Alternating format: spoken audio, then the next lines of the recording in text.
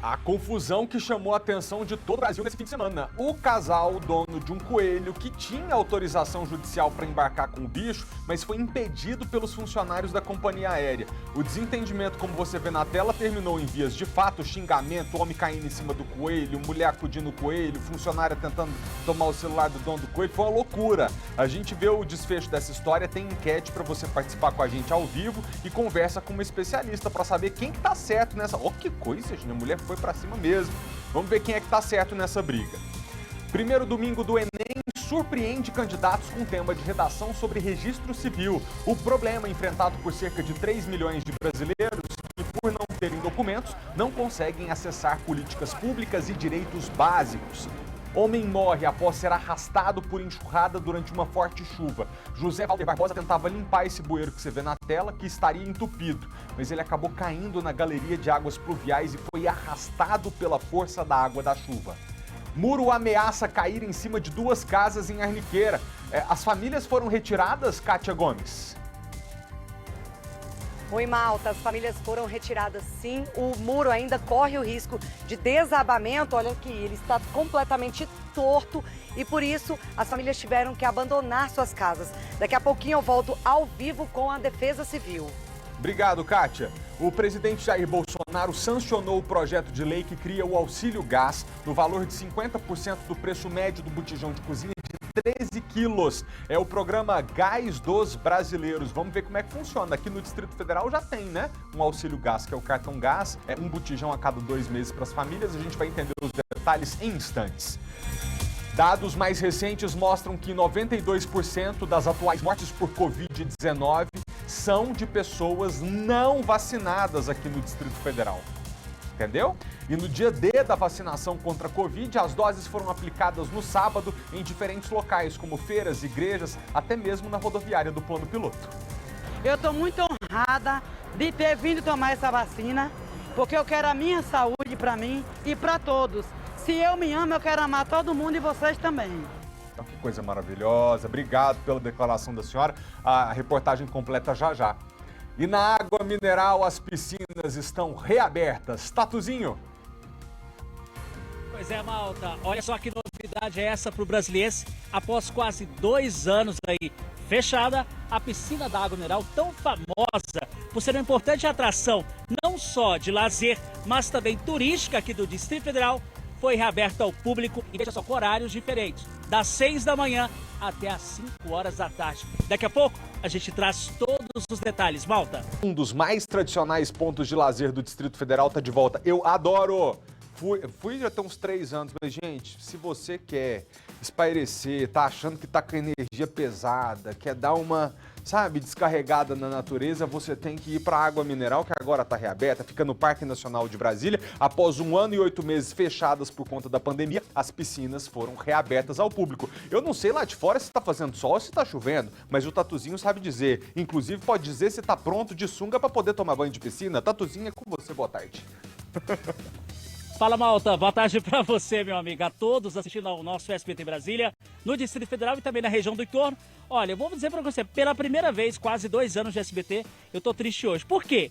Eu queria estar de sunga, queria estar de bermuda, mas veja só, mas deu para tirar pelo menos o tênis, para mim pelo menos encostar os pés na água, aqui na famosa piscina da água mineral, no nosso querido Parque Nacional de Brasília, que semana que vem, veja só, completa 60 anos de história e quem ganha o presente? Bem convidativo, né? O público de casa que pode chegar aqui a partir das 6 da manhã, vai até as 5 da tarde. E eu encontrei entre, você sabe que jornalista é isso, né? Histórias. E histórias de gente, pessoas. E a nossa matéria-prima é o quê? É gente. Eu tô com esse casal aqui de irmãos, né? E um é da Zanoche, outra de Sobradinho. Chega aqui perto, que eu tô até com medo de cair aqui, né? Deixa eu conversar com vocês. Quase 2 anos fechado aqui, piscina reaberta a vocês. E vocês têm algo interessante. Vocês tiram folga todas as segundas-feiras e hoje decidiram aproveitar esse dia e vir pra cá? Sim, coincidiu a nossa folga com a abertura aqui do parque. A gente veio aproveitar. O intuito é vir todo dia de folga agora. Gostou dessa reabertura da piscina de água mineral? O que você achou desse primeiro dia? Sim, ainda mais que o verão tá chegando e vai ser o evento melhor para se aproveitar, vir para a piscina da Mineral. Mesma coisa, moça? Tá feliz em estar hoje aqui? Ai, Com certeza, é muito bom, né? A gente sempre aproveita nas nossas folgas algum local de Brasília para sair, se distrair mesmo. Essa questão também de trabalho, né, de pandemia, então ao ar livre é muito bom. Ou seja, para desestressar nesse pós-pandemia, que graças a Deus está acabando, vim para água mineral aqui, que é tudo natural, nada melhor. Ai, muito bom, Vale gente. a pena. Vem pra mineral você também. O convite aí, gente, obrigado pelo carinho. Deixa eu mostrar vocês fazendo o que vocês mais estão gostando. O que é nadar? Pode ir isso, vamos mostrar aqui. Olha só, obrigado, gente. Parabéns aí, irmãos maravilhosos, coxinha da água mineral. E eu sei que você, Felipe, e o pessoal de casa, o pessoal tá com invejinha, né, de vir aqui. Eu queria muito entrar. Eu vou tentar, se até no fim do programa eu entro aqui. Juliana Alves, diretora, chefe do Parque Nacional de Brasília. Ju, que também é conterrânea da minha cidade, região Ipameri, Catalão. Ju, me fala uma coisa. Hoje é um dia especial, né? 6 horas da manhã já tinha fila gigantesca para entrar aqui na Água Mineral. Boa tarde para você, bem-vindo ao SBT. Boa tarde, obrigada pela oportunidade. Sim, é um dia de muita alegria, o clima cooperou, tá um dia bonito, né? E as pessoas estavam bastante ansiosas em esperar essa reabertura da piscina. Agora, como é que funciona, por exemplo, nessa abertura? Foram quase 2 anos, a piscina estava fechada, o parque reabriu tem cerca de 1 ano, né? Como é que funciona o acesso aqui? Continua como antigamente? Como é que está o acesso para o público de casa? Continua o mesmo acesso, né? Acesso pela bilheteria, mediante pagamento de ingresso. Lembrando que crianças até 12 anos e adulto mais de 60 tem a gratuidade. E agora a gente abre o parque para o público em geral às 6 horas da manhã. Então aquela longa fila, aquele tempo de espera vai se extinguir. Então, ou seja, para quem tem casa agora assistindo, deu 6 horas da manhã e você falou para mim, não é de segunda a sexta, não é de segunda a sábado, é de domingo a domingo. Exatamente, de domingo a domingo. E a gente tem também o programa dos mensalistas, que eles compram 10 ingressos e têm direito a vir 30 dias consecutivos. Então é uma boa oportunidade para andar de bike, nadar, fazer caminhada antes de ir para o trabalho ou para as escolas, por exemplo. Agora é importante reforçar, agora a gente está com um público pequeno, mas ainda é novidade para o público em casa, essa volta, esse retorno para as piscinas aqui da Água Mineral. Fica esse convite porque semana que vem, dia 29, o parque completa 60 anos de história, ou seja, junto com a inauguração de Brasília, o parque também iniciou as atividades aqui em Brasília. Sim, aproveitar para falar para as pessoas que têm oportunidade de vir de segunda a sexta-feira, oportunizar esses dias. O parque ele foi criado e foi planejado junto com a capital do país, né? Se pensou nessa proteção dos mananciais, das nascentes e a barragem em si de Santa Maria estão todos protegidos pelo Parque Nacional de Brasília. É considerado pela Unesco a água de população, de abastecimento, a água para abastecimento da população de maior qualidade. Então fica aí o convite, Felipe. Eu vou dar uma voltinha aqui, libera eu aí, o Dentinho. Vamos aqui. Ju, obrigado. Vamos chegar aqui, porque aqui tem família, aqui tem casal. Olha só, o pessoal vai aproveitando aqui a medida do possível. E eu vou fazer o seguinte, Felipe. Você sabe que missão dada tem que ser missão cumprida? E eu vou tentar. A água tá boa? Tá? Tá fresquinha? Tá gelada? Como é que tá? Dá pra aproveitar? Dá pra aproveitar? Deixa eu ver. Você tem um ovinho aqui? Deixa eu tirar aqui a máscara. Chimbinha, me ajuda aqui. Cadê o Chimbinha? Segura aqui. Você acha que eu não ia, né? Já garante aí. Segura, meu amigo. Pode ficar tranquilo. Que a gente assim. Você pode tirar, eu vou tirar aqui. O Chimbinha tá preocupado com o fone de ouvido, Vanderlei. Olha aqui, ó. Vai lá. Segura aqui. Vamos lá. Cadê? Não tô acreditando. Segura aqui. Malta, eu vou entrar pelo público de casa, que eu sei que o público vai entrar. E se eu entrar aqui, eu quero ver se a galera vai chegar aqui. Vale a pena? Dá pra entrar, né? Dá sim, tá fresquinho. Então deixa eu comer um ovinho aqui. Aproveitar aqui na hora de almoço. Não é nada?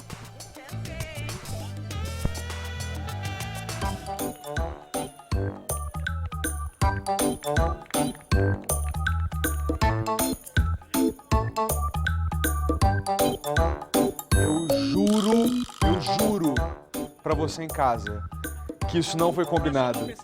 Abre o áudio dele, maluco. A galera tá aqui já para receber você com muito carinho.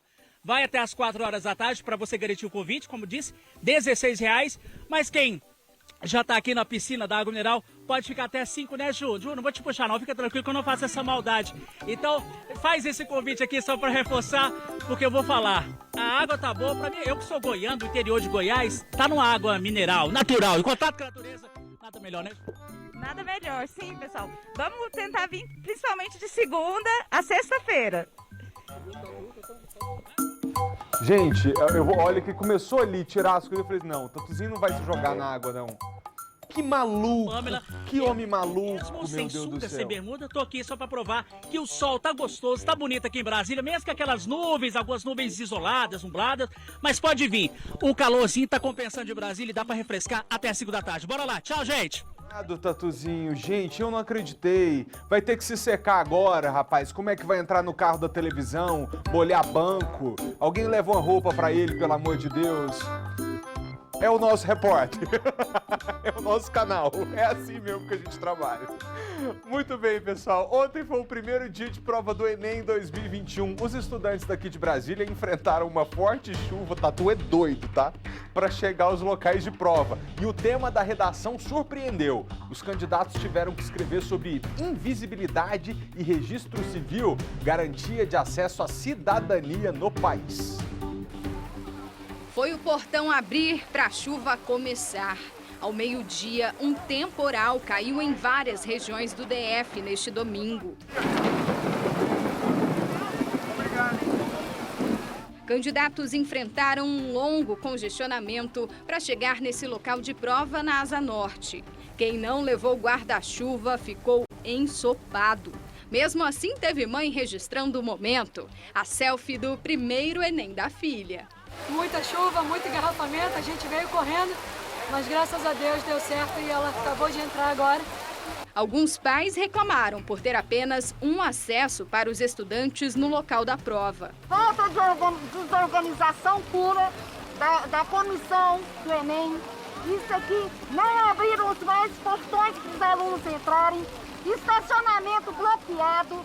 Vocês estão aí filmando isso tudo aí, ó, presenciando essa vergonha. Minutos antes do portão fechar, foi aquele corre-corre.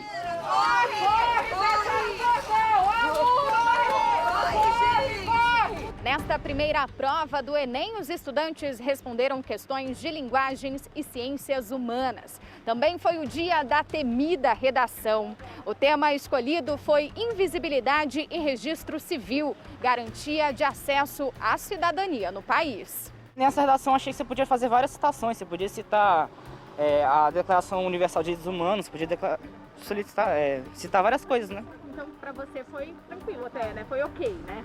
Eu acho que eu fui bem. Foi um tema que valeu a pena discutir sobre ele, pensar sobre ele, porque é uma coisa que ninguém pensa, né?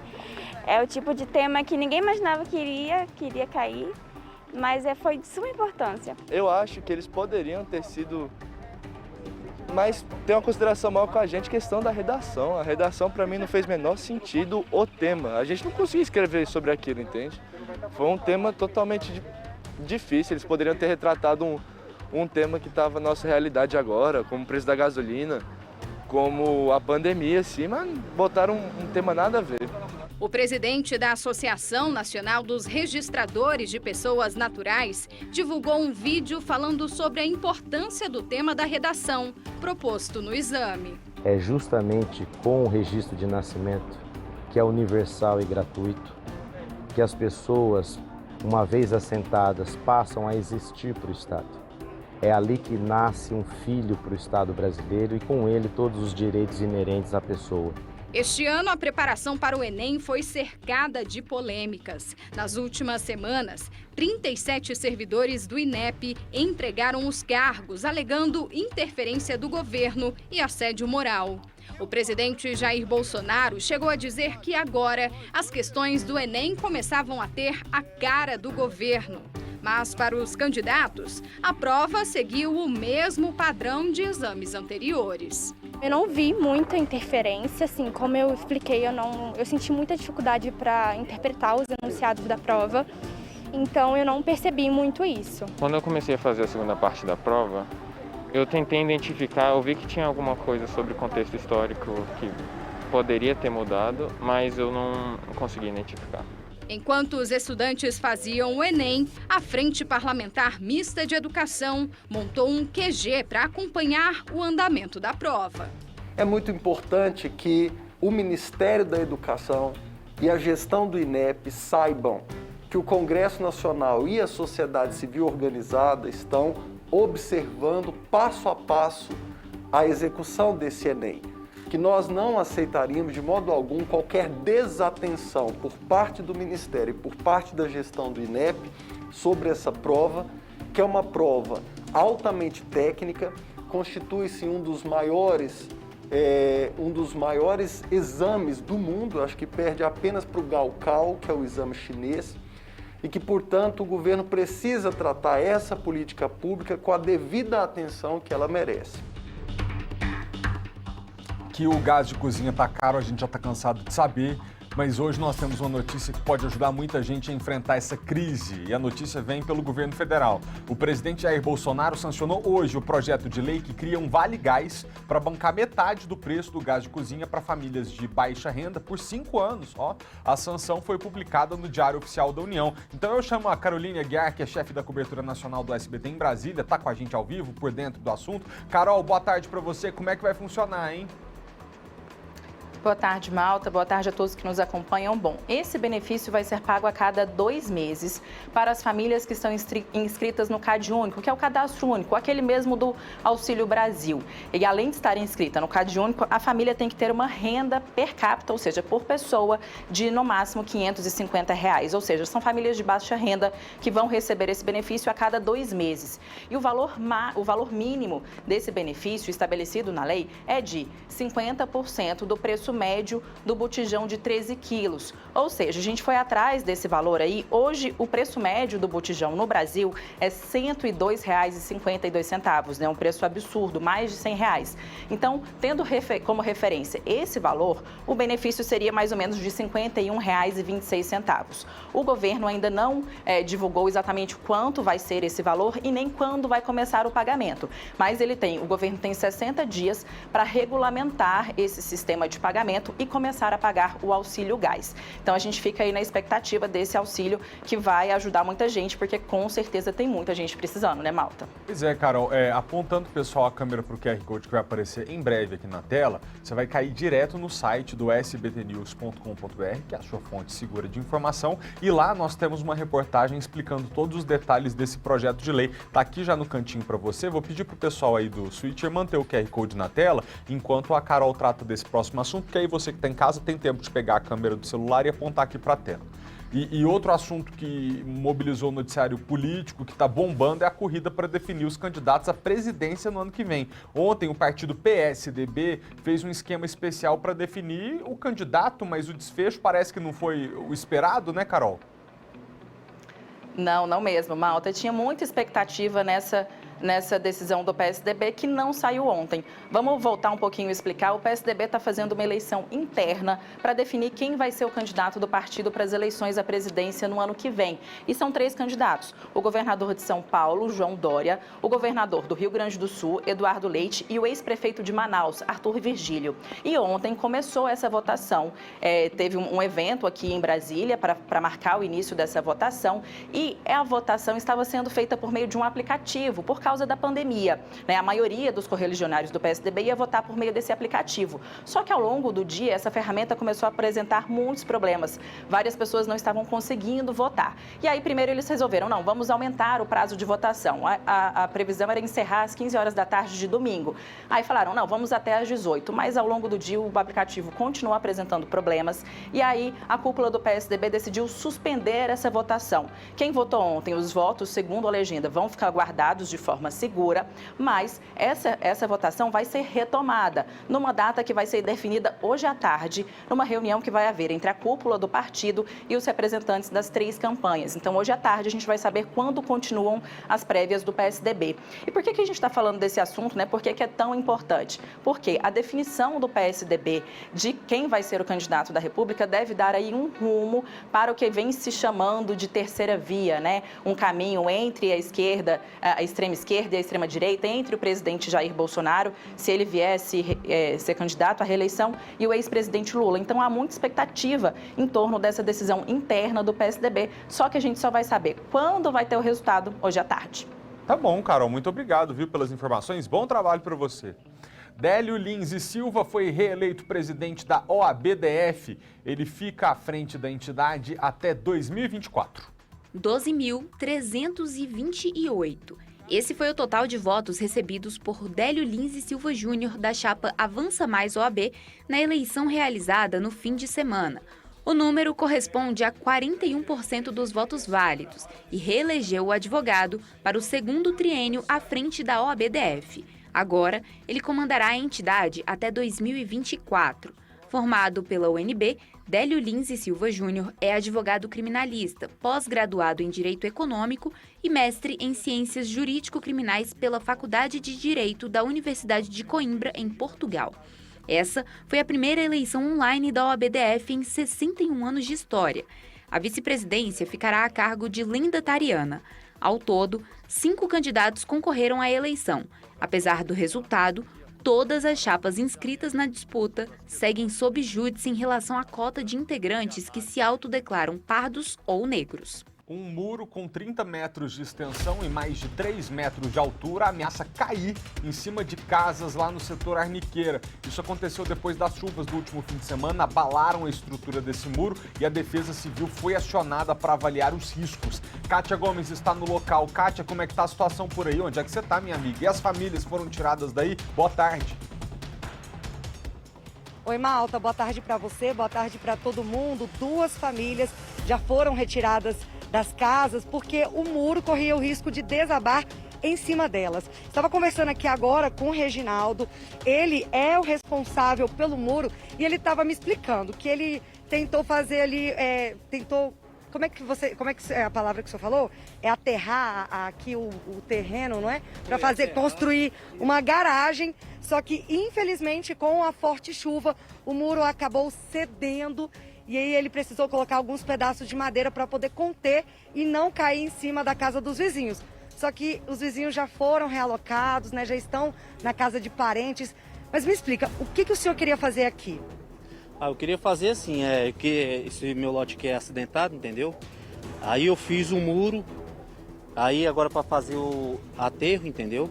Aterrei aqui tudo, mas aí a chuva foi forte.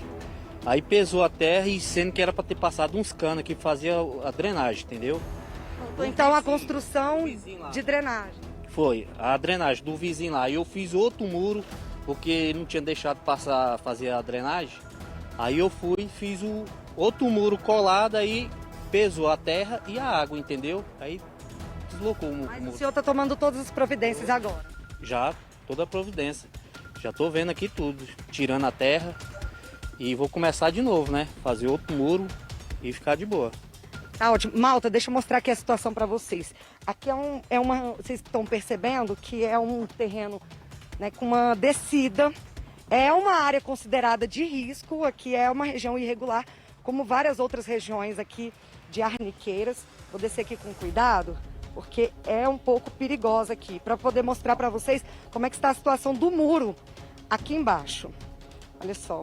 Aqui a gente vê que o morador já colocou esses pedaços de madeira. A gente não pode chegar muito perto porque a área está isolada, porque existe um risco de desabamento ainda. Mas aqui a gente consegue ver vários pedaços de madeira escorando o muro que está bem inclinado. E por pouco ele não caiu em cima dessas 2 casas que foram interditadas. Eu vou conversar aqui agora com o engenheiro Leão, ele que é da Defesa Civil, e vai explicar mais detalhes para a gente exatamente sobre esse risco.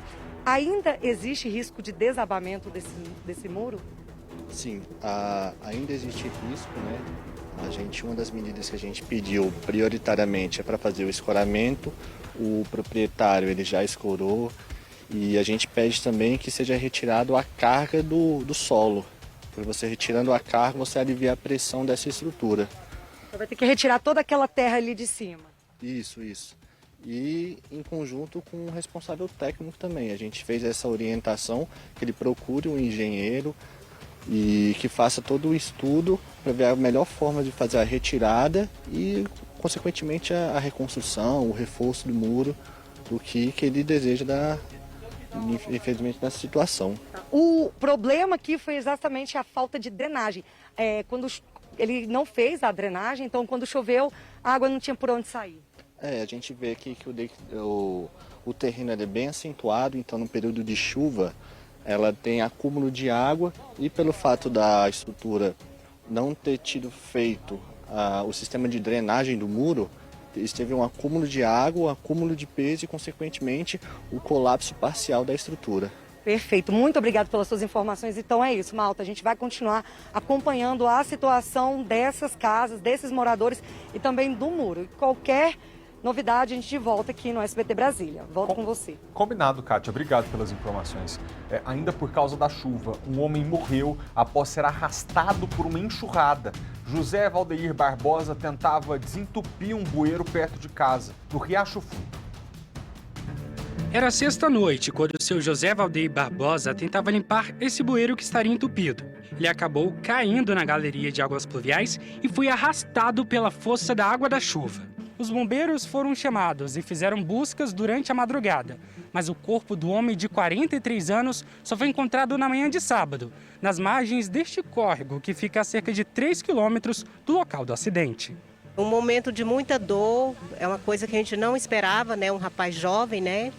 Um bom pai, bom esposo, né? A família está arrasada, deixou um filho de 12 anos. A Polícia Civil ficou responsável pelas investigações e a Defesa Civil vai avaliar os riscos da estrutura de águas pluviais onde o acidente aconteceu. Esse relatório será enviado aos órgãos competentes, contendo a percepção de risco, para que juntos possamos dar uma maior segurança à comunidade local. Esse morador da região conta que o local causa preocupação. A chuva desce muita água aqui e acaba estragando nós lá embaixo. Deve ter sido uma fatalidade mesmo. Para ele ter caído aqui, foi tentar desentupir, né? Que é muita água que desce. A gente foi atrás da Nova Cap para saber quando a limpeza dos bueiros de chácaras ali no setor, quanto a limpeza dos bueiros, onde fica ali esse local que podia estar entupido. Em nota, pode passar para mim, por gentileza. A companhia disse que lamenta profundamente o acidente, mas que realiza manutenções diárias nas redes de drenagem. A pasta não comentou o bueiro em questão mostrado na reportagem, mas disse que a população pode fazer pedidos de serviços junto às administrações regionais. Um homem de 54 anos de idade ficou preso no fundo de um poço no setor de Chácaras do Paranoá. Ele desceu para consertar uma cisterna e não conseguiu sair, mas graças ao trabalho do Corpo de Bombeiros ficou tudo bem. Olha a profundidade do poço, mais de 15 metros. Foi nessa cisterna que um homem de 54 anos ficou preso.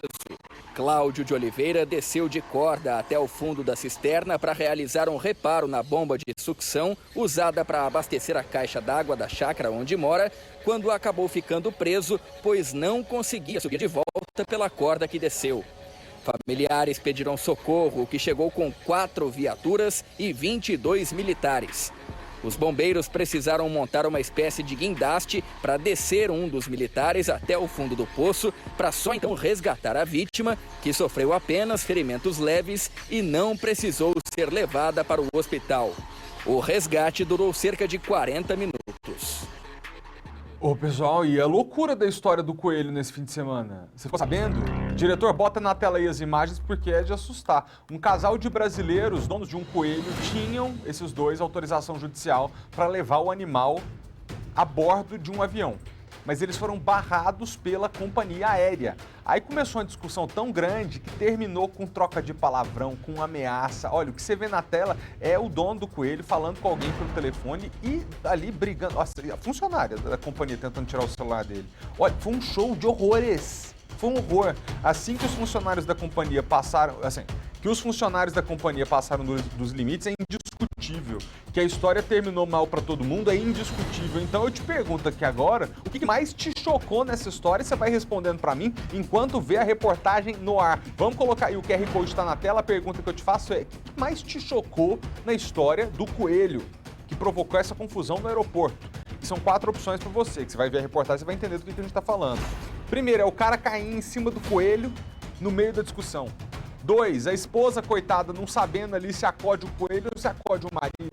3, a funcionária da companhia aérea tentando arrancar à força o celular do dono do coelho que estava pedindo ajuda para alguém por telefone. Ou não, o que mais te chocou foi descobrir, se deparar com o fato de que o coelho não é um roedor, e sim um lagomorfo, que é um negócio que eu nem sabia o que era.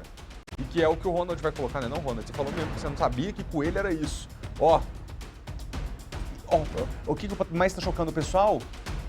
A funcionária da companhia aérea tentando retirar o celular do dono do coelho. Eu também fiquei chocado com isso. Gente, como é que a mulher se coloca no estado de nervos? O homem tá ali pedindo ajuda para alguém? E aí ela vai e tenta tirar o celular da mão dele. Enquanto você responde, aqui ó, QR Code na tela, você usa o QR Code para responder a nossa enquete.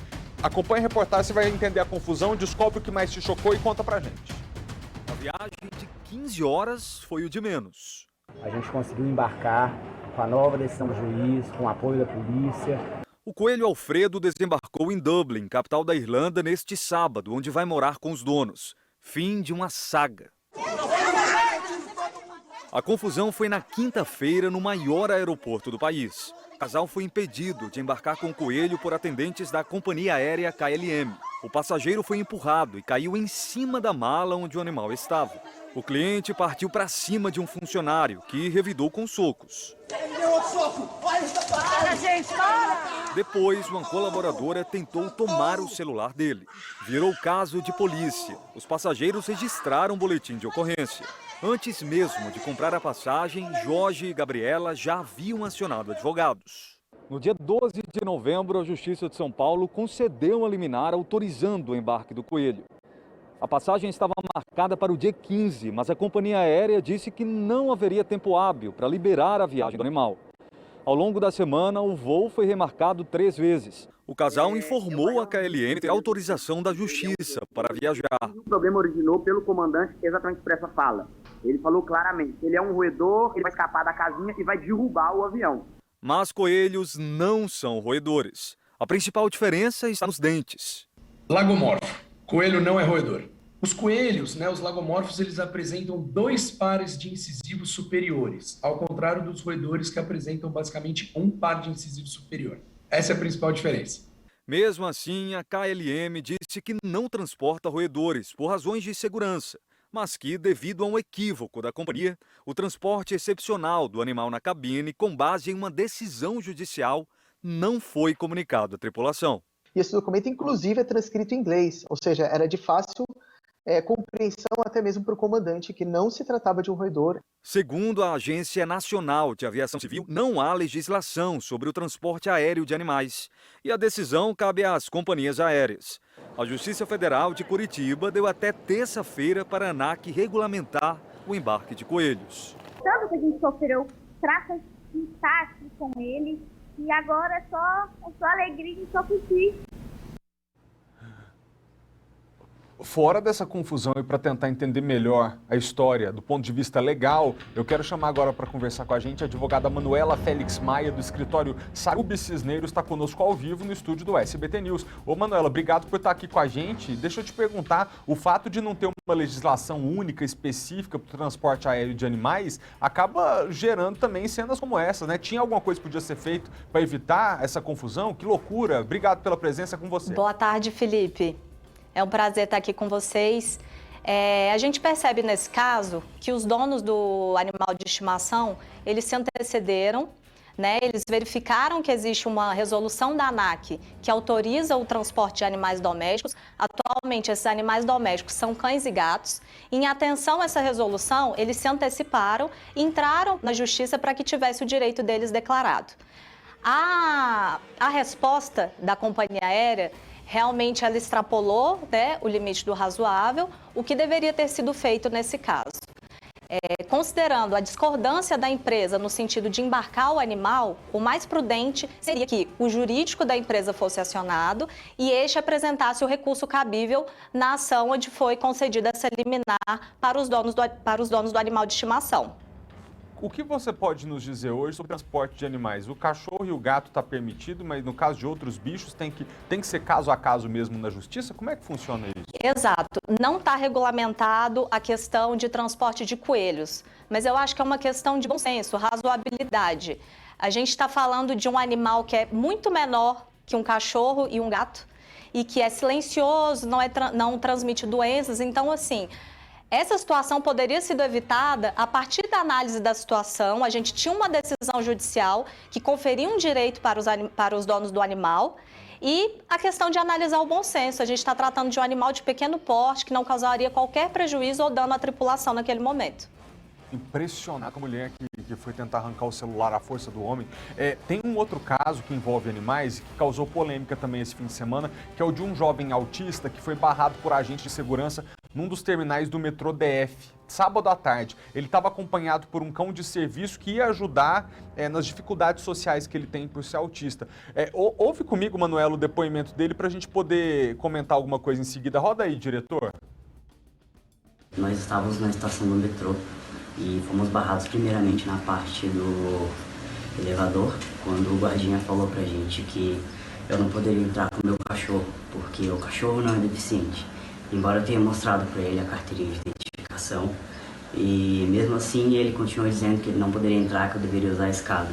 Mas por um motivo de saúde não posso usar a escada, eu passo mal. Então eu sempre tenho que ir de elevador, e por uma segurança para ele também. E aí a partir disso eu refutei que eu deveria entrar, e eu entrei mesmo assim e desci para a estação do metrô.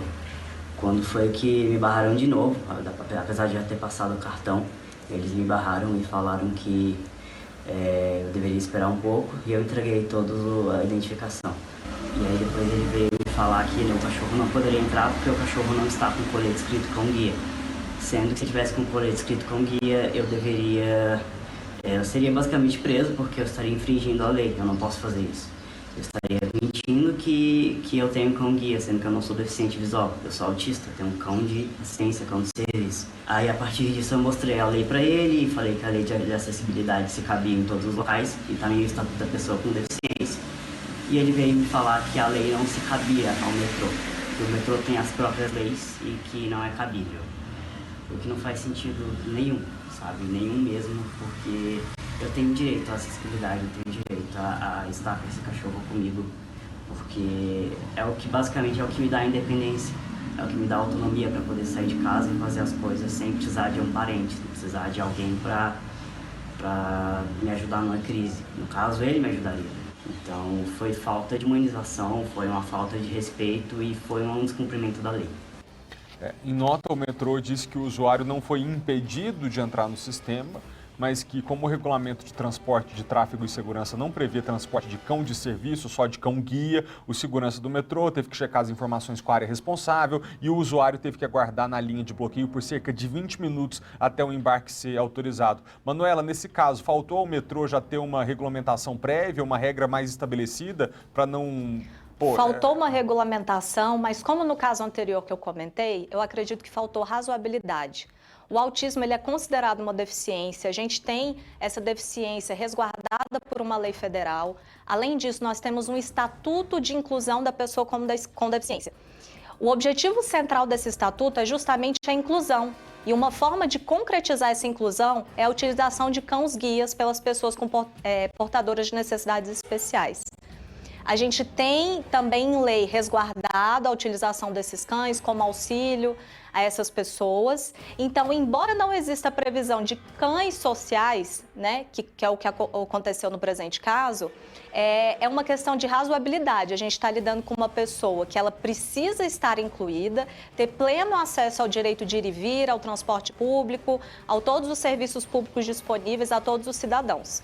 Então, faltou uma regulamentação, sim, embora, mais uma vez, a razoabilidade e o bom senso deveria ter sido utilizado no presente caso pelos funcionários do metrô. Você tem toda a razão, porque mesmo que falte a regra ali específica, o bom senso faltou também. Não te impressionou, não, o fato de que os funcionários da companhia estavam se recusando, inclusive, a cumprir uma decisão da justiça? Achei isso bastante desrespeitoso. Me impressionou, acredito que foi uma situação de desconhecimento de como tratar essas pessoas e de desconhecimento da própria lei que resguarda, né, que prioriza e inclui essas pessoas no nosso ordenamento, enfim. Então, eu acho que foi um desconhecimento, eu acho que isso precisa ser mais notório, passado para os funcionários que vão lidar com essas pessoas diariamente, em diversas situações. Vamos ver aqui, Manuela, junto comigo, o resultado da nossa... Primeiro, eu te agradeço, viu, pela presença e por ter vindo aqui ao SBT. Eu que agradeço. Obrigado. O que mais chocou nessa história é a pergunta que a gente fez para as pessoas em casa. Qual que é a porcentagem que está ganhando, pessoal? 59% dos telespectadores dizem que o que mais chocou foi a funcionária da companhia tentando pegar o celular à força do dono do coelho. Eu também achei impressionante. A mulher vai lá para cima do ombro dele para pegar o celular. E 23% é o cara caindo em cima do próprio coelho no meio da confusão. Realmente, podia ter matado o coitado do coelho. É o que algumas pessoas estão respondendo aqui. Tudo muito chocante, não entendi foi nada, que confusão nenhuma. nem eu. Cauã Vitor, a questão é que não houve comunicação entre o pessoal, tanto dos donos do coelho, eles avisaram o Cauã que tinham liminar. O pessoal da companhia que não foi informado pela própria companhia. A KLM, inclusive, assumiu que não teve essa comunicação interna. E aí a outra pessoa aqui que não quis se identificar disse, foi a mulher super errada tentando pegar o celular do homem. Olha, mas teve ali confusão, por pouco esse coelho não morre também, né, gente? Porque o dono dele caiu em cima dele, aí a mulher a esposa não sabia se acudir era o coelho, se acudia o homem. Uma loucura isso aí. Espero que a gente consiga acalmar nossos ânimos, nós estamos todos muito mal-humorados. Esse fim de ano foi um ano difícil, as pessoas estão com a paciência curtíssima, mas tem que respirar, tem jeito não. Um acidente grave foi flagrado por câmeras de segurança na BR-153, que fica entre Anápolis e Goiânia. 2 carros tinham reduzido a velocidade para passar por um quebra-molas quando foram atingidos em cheio por um caminhão desgovernado. O pior é que o motorista do caminhão simplesmente fugiu sem prestar qualquer tipo de ajuda. O veículo foi encontrado abandonado no mato horas depois do acidente pela Polícia Rodoviária Federal, que agora tenta encontrar também o condutor. O circuito de segurança de um condomínio às margens da rodovia mostra quando o motorista joga o veículo para a esquerda e atinge o carro vermelho. Logo em seguida, ele bate no veículo cor prata, que estava na faixa mais à direita. Os 2 veículos de passeio haviam reduzido a velocidade para passar por um quebra-molas. Nas imagens, é possível ver que um dos veículos chega a capotar com o forte impacto da batida. Os carros ficaram muito amassados, mas apenas uma pessoa, o condutor do carro vermelho, ficou levemente ferido e passa bem.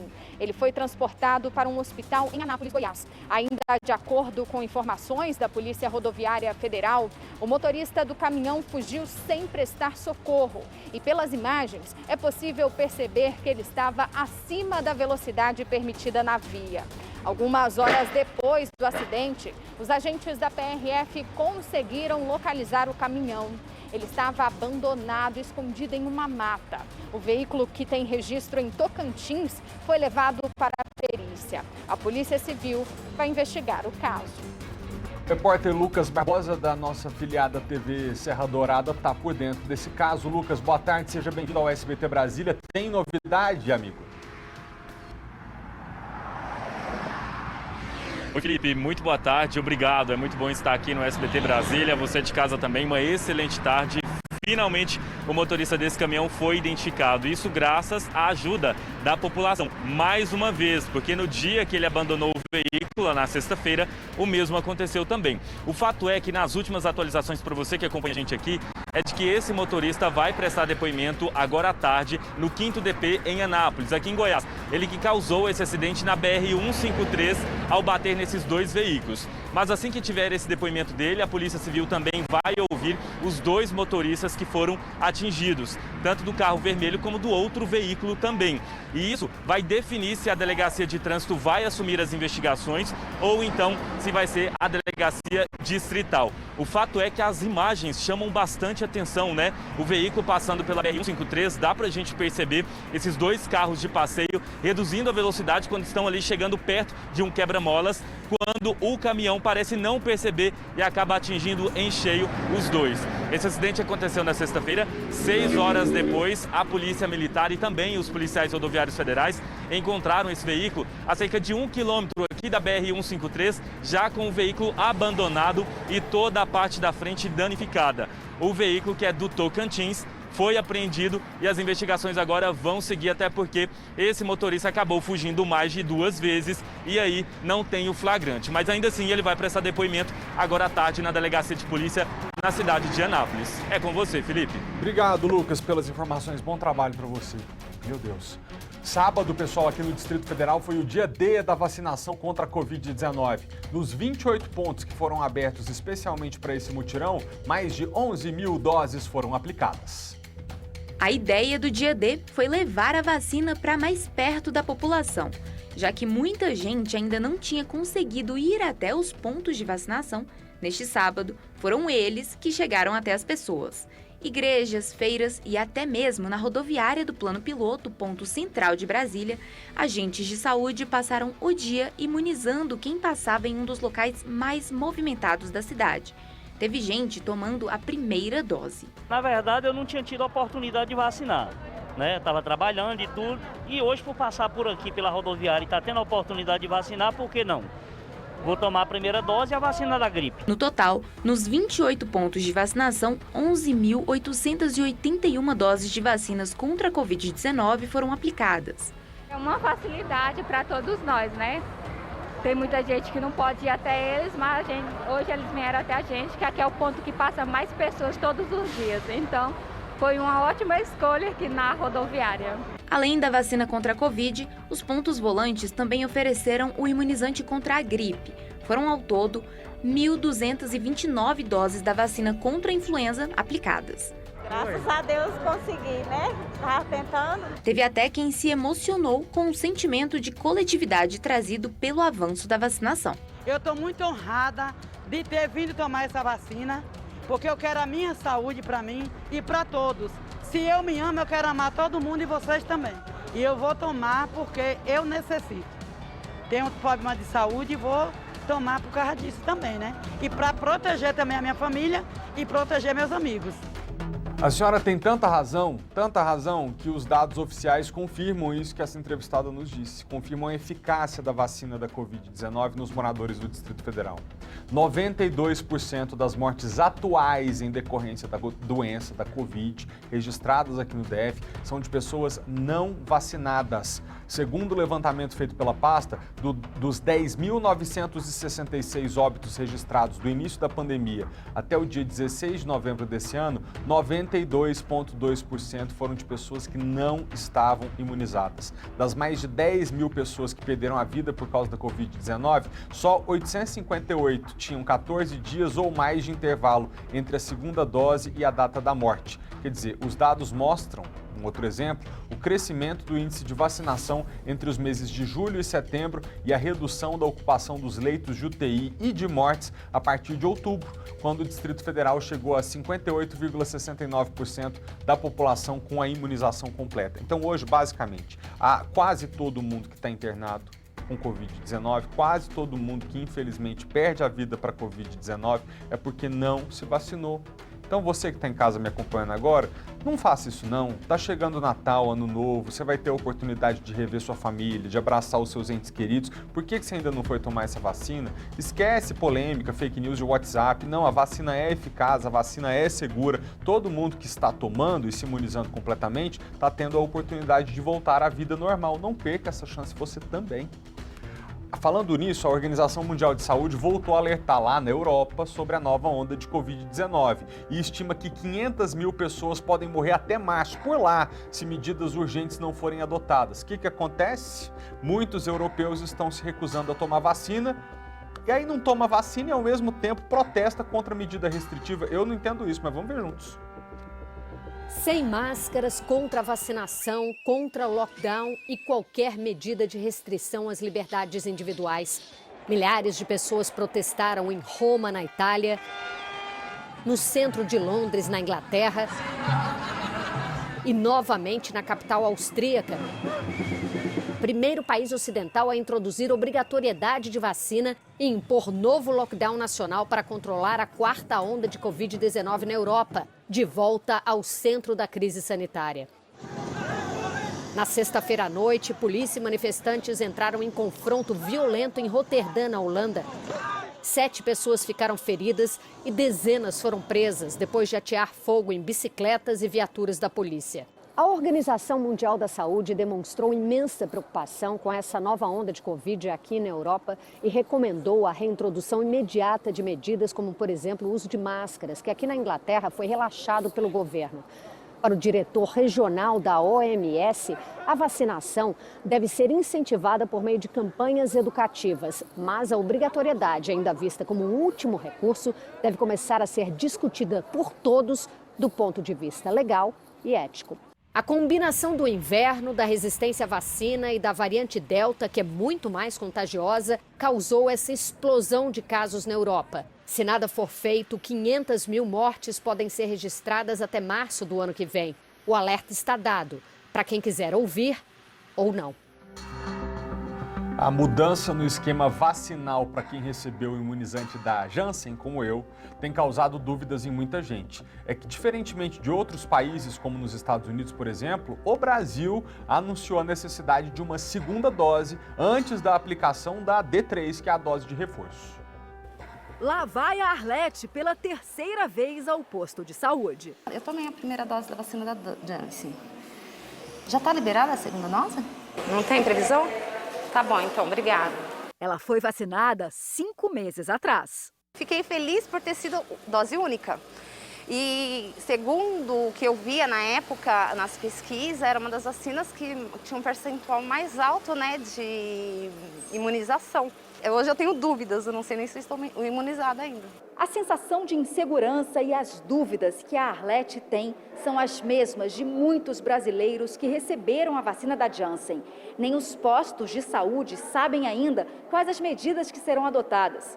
Pelo menos neste aqui, uma coisa é certa.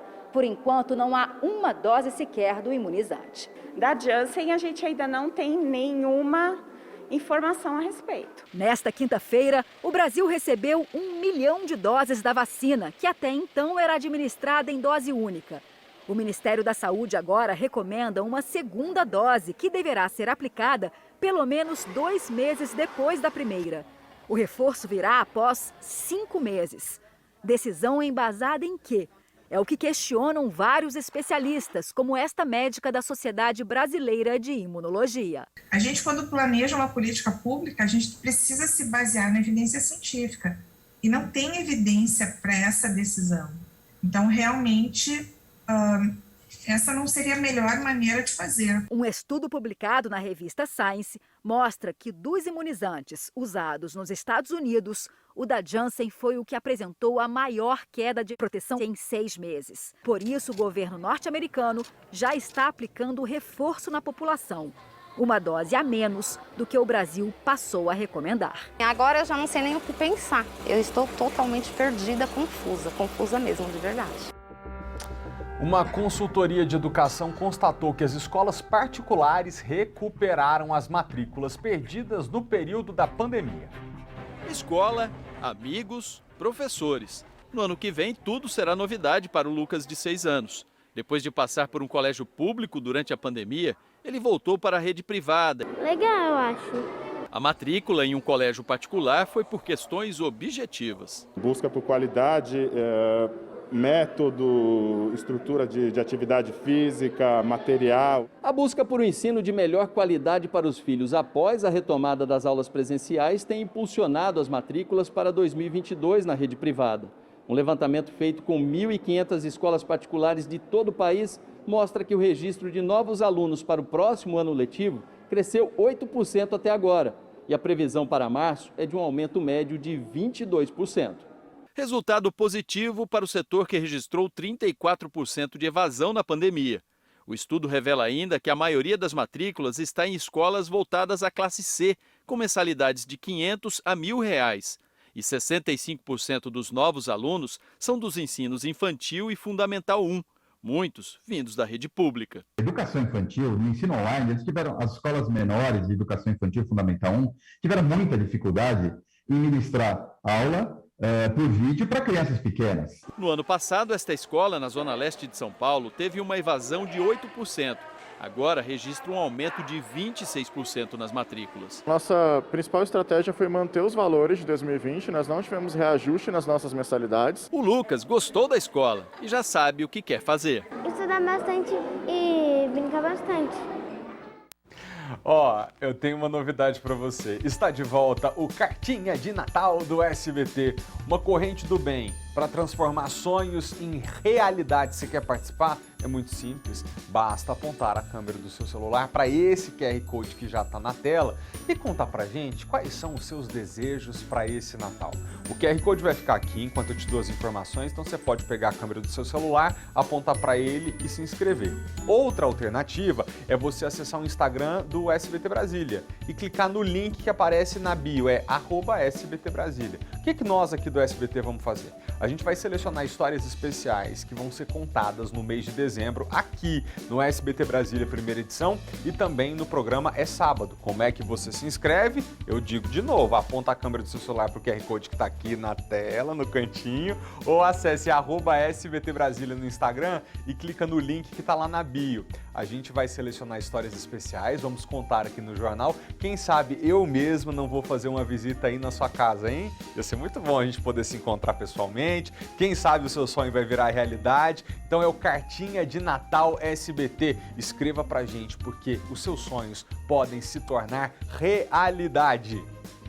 Amanhã tem Champions League no SBT e quem dá o recado pra gente é Domitila Becker. Essa terça-feira tem Liga dos Campeões ao vivo aqui na tela do SBT. Barcelona e Benfica. É a estreia do ídolo Xavi como técnico do Barça na maior competição de clubes do planeta. E a missão é dura, hein? Precisa superar ninguém menos, ninguém mais do que Jorge Jesus e o Benfica, que venceu o último confronto entre as duas equipes por 3-0. Quem vencer na terça-feira se aproxima muito da vaga nas oitavas de final. É nessa terça, 15:05 da tarde. Eu espero você. E agora a gente fala da votação popular para eleger o melhor jogador da Libertadores. Eles são verdadeiras joias na Libertadores. Jogadores preciosos que aumentam o seu valor de mercado na competição continental. Mais do que isso, podem ter em mãos algo para poucos. E não é a taça de campeão, não. Mas sim algo ainda mais exclusivo, apenas para um jogador. Assim como no basquete, no futebol americano, o melhor atleta da Libertadores será premiado com um anel. Feito de ouro com 122 diamantes, a joia tem design único inspirado nos detalhes da final no Uruguai. A gente fez o anel inspirado na arquitetura do Centenário, do estádio Centenário, mas com uma grande surpresa que é trazer um pedrisco para dentro do anel de um campinho de várzea, de um campinho de terra, que é literalmente onde nascem as nossas joias do futebol sul-americano. Poucos brasileiros viram os detalhes bem de perto, como Bruninho e Guigui, crianças que viralizaram na internet como símbolo da paixão pelo futebol. Eles fizeram suas apostas. Eu acho que o Flamengo vai ganhar, viu? É mesmo? Tô achando que vai ser um gol do Bruno Henrique. Eu torço pro Everton, mas eu acho que nessa Libertadores o Veiga vai levar. Em 2019, Bruno Henrique. 2020, Marinho. E nessa edição de 2021 da Libertadores, 6 jogadores estão na disputa para conquistar o anel mais desejado da América. Entre os nomes do Flamengo, Bruno Henrique, Arrascaeta e Gabigol. Do Palmeiras, o Everton, Rafael Veiga e Rony. O vencedor será escolhido por votação popular. Mas o que todos querem saber é: quanto custa esse anel? Bem, a quantia não é revelada, o que torna o valor ainda mais inestimável. A gente volta a se ver amanhã, 15 para meio-dia. Tchau!